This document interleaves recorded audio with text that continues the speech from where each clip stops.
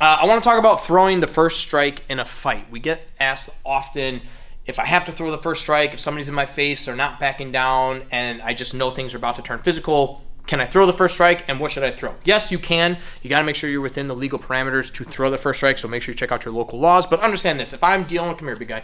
If I'm dealing with someone, right, first and foremost, if we're in a confrontation, because again, very rare you're just gonna have someone that just comes up and sucker punches you out of nowhere. It's gonna start with a confrontation. I need to do my best to de-escalate. I need to do my best to maintain distance, not necessarily create more, but I don't want them to close the distance anymore, right? Whatever distance we're at, I wanna do my best to maintain this as much as possible while giving the verbal commands to pretty much draw the line in the sand. That's pretty much says like, listen, back off, let's just end this thing, and if you cross this line, I'm gonna make things physical, right? In addition to that, I'm paying attention to their body language. Are they kind of picking at their shirt or their garments to the fact that like they could be concealing a weapon? Are they kind of doing the subtle weight shift, meaning that they're probably going to throw a sucker punch of some sort? Are they grooming their face and kind of glancing around, looking to see if anyone else is paying attention? If we're seeing all those body language signs and those cues, there's a good chance this person is trying to get close enough to you to where they can just throw a sucker punch and catch you off guard. So all that being said, I have to engage with the first strike.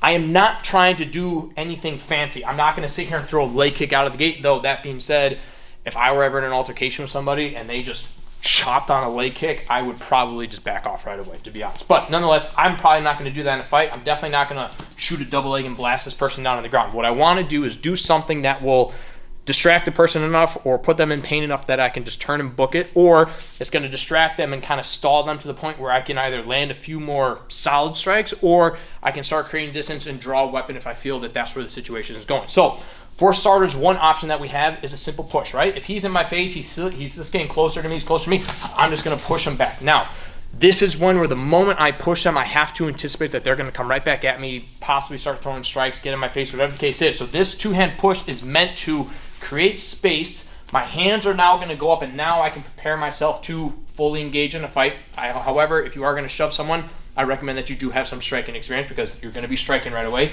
Or, again, if I need to access a weapon of some sort, I can shove them to create the space to where now I can get the firearm, the blade, the pepper spray, whatever it is that I'm trying to draw, I have that opportunity. So a push is an option, not one that I would recommend first. Other options that we have is attacking the eyes. Now, I'm not talking about gouging the eyes, scratching the eyes, poking the eyes. That's one thing. If we're in close and like close quarter, we're clinch fighting and I can get my hands across the face, sure, I might start digging my fingers in. But when we're at this distance, if my hands are already up, and again, when we're talking about these altercations, I'm not going to be trying to de-escalate in fists.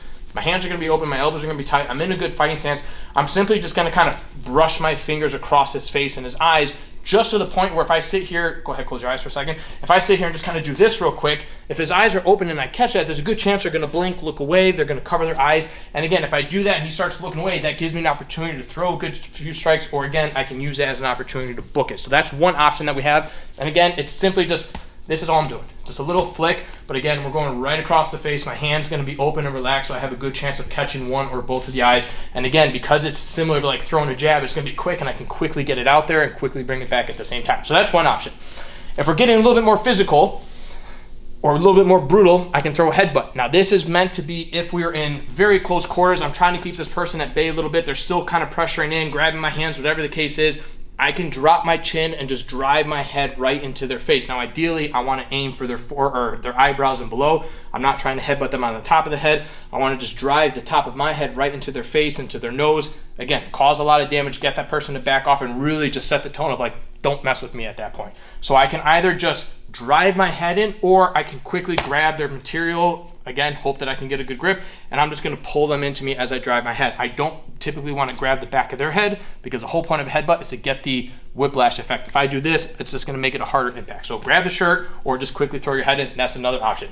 If we're still kind of on the discussion of being in close quarters, I can also utilize elbows. A lot of different options. Again, if he's got hands on with me, especially if we're trying to just de-escalate the situation, I can pop an elbow up, I can pop an elbow across, I can come down with an elbow, I can throw a hook elbow, I can throw a tomahawk elbow.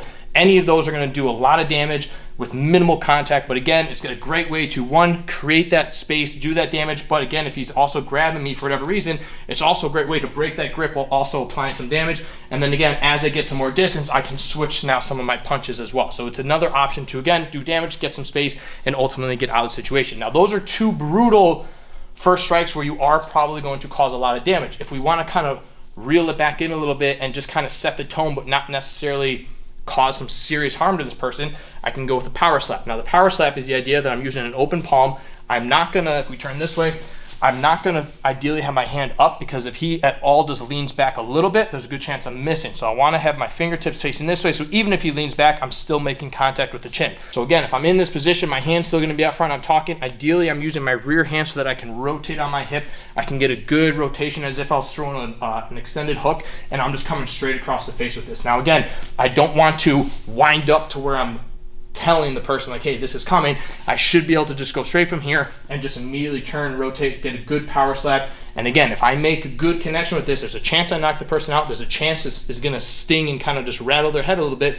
But what's gonna happen is, again, they're gonna back off. That gives me the opportunity to get out of there, create more space, whatever it is I need to do. But ultimately, I'm setting the tone. Now, the last one that we have, again, using that rear hand, I could throw a hook or kind of an overhand if you want to, or I could just throw a cross straight down the center and again, apply some damage as well, but you better make sure that you know how to throw a proper punch. So I have that option to throw the cross. I have the option to throw the hook.